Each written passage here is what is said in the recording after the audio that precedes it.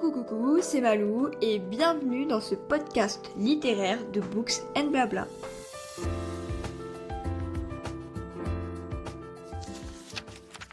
Salut à tous, bienvenue dans ce récap livresque du mois de novembre. On est parti, ce mois-ci on est sur 6 livres. Je sais que c'est pas énorme mais c'est vrai que j'ai pas trop le temps avec les partiels, tout ça, puis je suis partie pas mal en voyage. Mais voilà, ça reste quand même un bilan convenable et on est parti tout de suite avec True Colors de Lily Blabla et Morgane Moncombe chez Hugo Bidet, que j'ai eu la chance de lire en avant-première au FNR. J'avais beaucoup d'attentes parce que j'ai adoré le premier tome et j'avais vraiment hâte de savoir la suite. Et ben j'ai pas du tout été déçue, j'ai peut-être même préféré celui-ci au premier. Les dessins de Lily sont toujours au top et le scénario est surprenant, donc gros point positif. 10 ans après l'incident qui les a séparés, June et Elliot sont enfin réunis, mais Elliot est animé par un désir de vengeance qui se heurte à son désir pour June, et on va enfin avoir des réponses à beaucoup de nos questions les concernant. On passe à Love Charlie de Delinda Dan chez Hugo que j'attends depuis plus d'1 an en poche. J'avais de grosses attentes parce que c'est un Friends to Lovers et c'est ma trope préférée, d'autant qu'on m'a dit qu'il était génial. Et aïe, ça me fait mal au cœur de dire ça, mais j'ai été un peu déçue. J'ai pas été aussi touchée que je pensais l'être. En vrai, le livre est bien, les personnages sont touchants, et je l'ai dégommé dans la file d'attente du FNR, mais en fait, je pense que mes attentes étaient juste trop hautes. Et du coup, c'est pour ça que je suis un petit peu déçue. Mais voilà, après, ça reste très bien, je comprends les gens qui ont aimé, mais je pense que j'ai vraiment trop voulu aimer ce livre, et au final, ça m'a un petit peu déçue. Les parents de Lex ont pris soin de Charlie comme leur fille, et ces deux-là sont liés depuis l'enfance, mais le jour où Lex semble avoir trouvé l'amour, Charlie n'est pas aussi ravie qu'elle devrait l'être.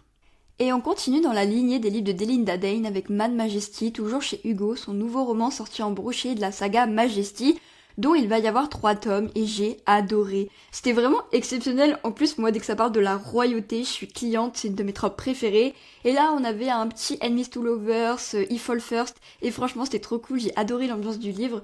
Donc il était sur la royauté anglaise puisque les autres tomes seront sur d'autres types de royaumes, avec notamment la royauté scandinave et la royauté du Moyen-Orient. J'ai vraiment trop hâte, je trouve ça hyper bien d'avoir pris des angles différents. Dès le début, j'ai tout de suite été plongée dans le roman. Je trouve que c'était super bien écrit, l'histoire était fluide. J'ai adoré le personnage de Damian qui doit devenir roi, mais qui doit se marier. Et en fait, il va pas choisir la femme qui lui a été promise, mais la sœur de cette dernière. J'ai peut-être eu un peu plus de mal avec le personnage de Esme, justement. Et par moments, je trouvais qu'elle avait tendance un petit peu à se victimiser. Voilà, j'ai pas forcément été fan d'elle. Mais franchement, dans l'ensemble, c'était super bien. Je vous le recommande à 1000%. Et j'ai vraiment hâte de voir l'évolution de cette saga parce que je pense que ça va être du lourd.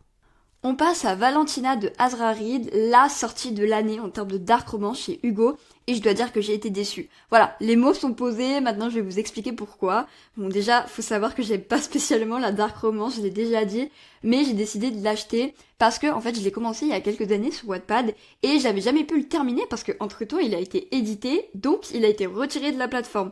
Du coup je m'étais dit que quand il sortirait, je l'achèterais pour pouvoir terminer l'histoire. Mais en fait j'ai l'impression que j'ai pas eu d'histoire. En fait pour moi ce tome, c'est vraiment un tome d'introduction. J'ai l'impression qu'il se passe pas grand chose, je me suis un peu ennuyée, je trouvais que c'était assez répétitif, et d'autant plus que je connaissais déjà le début, du coup j'ai pas forcément été surprise. Après, les personnages restent très bien construits, très intéressants, notamment Preto, qui je trouve n'est pas le cliché du mec qui a déjà réussi, mais au contraire qui est en train de former son cartel, de voir qui sont ses alliés, qui ne le sont pas. Mais pour le coup, j'ai eu beaucoup plus de mal avec Valentina. Bon voilà, évidemment, pour que le cliché soit au complet, il faut que ce soit une jeune fille toute frêle, bien que j'admets qu'elle a quand même une sacrée force de caractère, mais voilà, je suis pas fan de la dark en général, donc forcément c'est des tropes qui me plaisent pas trop. Après je pense que ceux qui aiment la dark, ils vont aimer, et là c'est que mes goûts personnels qui parlent, mais sincèrement j'ai pas compris toute la hype autour de ce premier tome. Par contre, je suis curieuse de voir la suite, et je pense que le second sera meilleur, donc je l'achèterai quand même, et je le lirai pour aller au bout de l'histoire, et j'espère qu'il sera à la hauteur.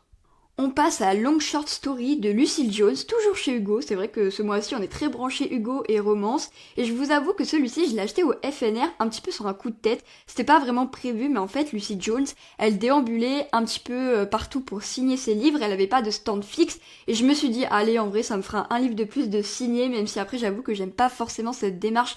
Parce que moi maintenant quand j'achète mes livres, c'est vraiment que l'histoire me plaît, que je suis sûre que je vais les lire à 100%, mais j'avoue que j'ai pris un petit risque et finalement j'ai bien fait, parce que honnêtement j'avais pas misé sur ce livre mais j'ai trop aimé. C'était good vibes, en même temps il y avait des vrais sujets dedans qui étaient traités, c'était assez marrant.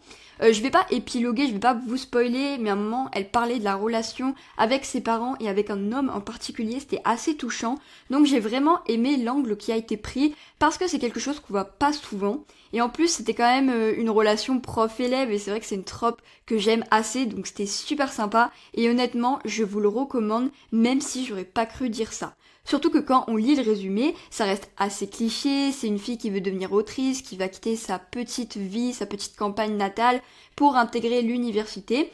Et puis bon, elle va tomber un peu en crush sur son professeur, d'ailleurs qui est un homme auteur de romance, c'est assez original et c'était bien d'avoir fait ça.